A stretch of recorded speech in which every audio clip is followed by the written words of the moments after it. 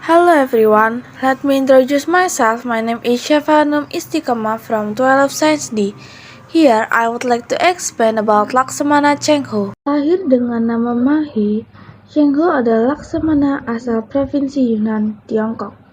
Cheng-ho berasal dari suku Hui yang merupakan salah satu suku terbesar di Tiongkok. Suku Hui dikenal dengan masyarakat pemeluk agama Islam.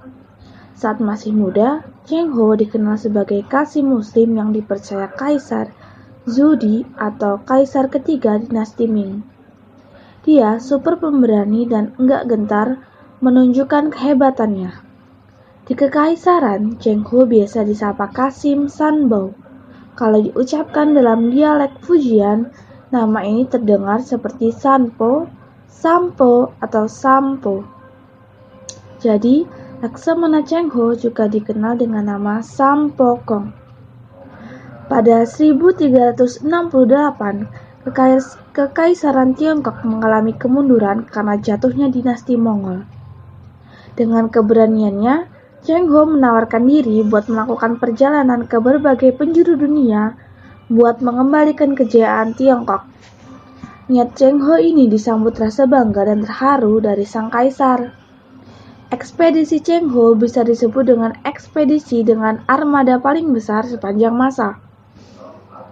Pelayaran Cheng-ho telah memperkaya pengetahuan dalam bidang maritim, mendorong terjadinya pertukaran seni dan budaya serta perkembangan perniagaan dengan negara-negara yang disinggahinya.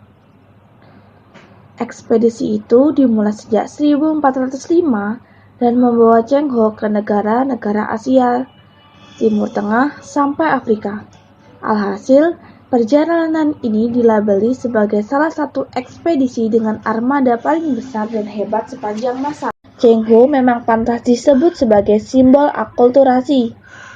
Sebagai seorang Tiongkok pemeluk Islam, dia sukses ikut menyebarkan agama Islam di seluruh Indonesia. Saking berjasanya, jejak-jejak Cheng-ho masih banyak kita temui sampai sekarang. Pada masa Cheng-ho, Lampung belum dikenal dengan nama Lampung, melainkan ikut dalam kerajaan Sriwijaya. Oleh karena itu, jejak peninggalan yang dapat ditemukan terdapat di kota Palembang, yaitu sebuah masjid. Masjid dilengkapi dua menara serupa pagoda berwarna merah, yang masing-masing diberi nama Hablu Minallah dan Hablu Minannas, hubungan manusia dengan Allah dan hubungan dengan sesama manusia. Kedua menara itu punya 5 tingkat yang melambangkan sholat 5 waktu dalam sehari. Tinggi menara mencapai 17 meter, simbol dari jumlah rakaat yang harus dikerjakan setiap muslim dalam sehari. Di lantai dasar masing-masing menara terdapat tempat wudhu, sementara bagian luar menara dibubuhi ornamen khas Palembang berupa tanduk kambing. Di dalam masjid, pengunjung akan mendapati warna dominan merah yang identik dengan budaya Tionghoa. Desain daun pintu utama, pancang-pancang, dan ornamen pagar pembatas di bagian atas kian mempercantik tampilan interior masjid yang kental nuansa Tionghoa. Di gerbang atau gapura masjid yang bergaya Tiongkok, dengan pilar merah dan atap limas berwarna kuning emas, terdapat sebuah papan nama bertuliskan Masjid Muhammad Cheng-ho, lengkap dengan aksara Mandarin. Penggunaan ornamen-ornamen khas tersebut bukan tanpa sebab.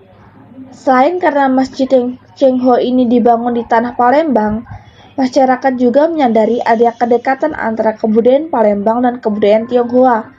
Pemberian nama Cheng-ho juga bukan tanpa alasan.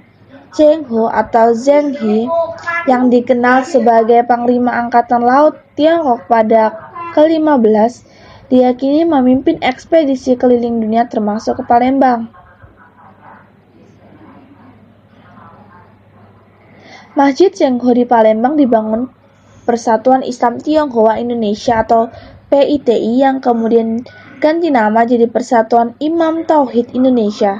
Dalam Cosmopolitan Islam and Inclusive Chinese Style Mosque in Indonesia, dimuat di buku Religious Pluralism, State and Society in Asia, suntingan Ciara Vermici, Wei Wai Weng menyebut masjid ini digagas oleh Piti Sumatera Selatan setelah para pemimpin cabangnya mengunjungi rekan-rekan mereka di Surabaya yang sudah mendirikan Masjid Cengho.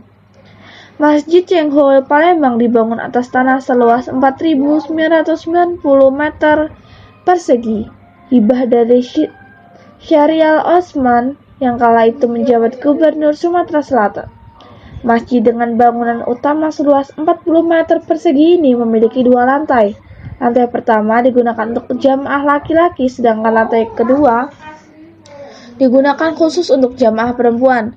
Secara keseluruhan, bangunan masjid ini mampu menampung sekitar 500 jemaah.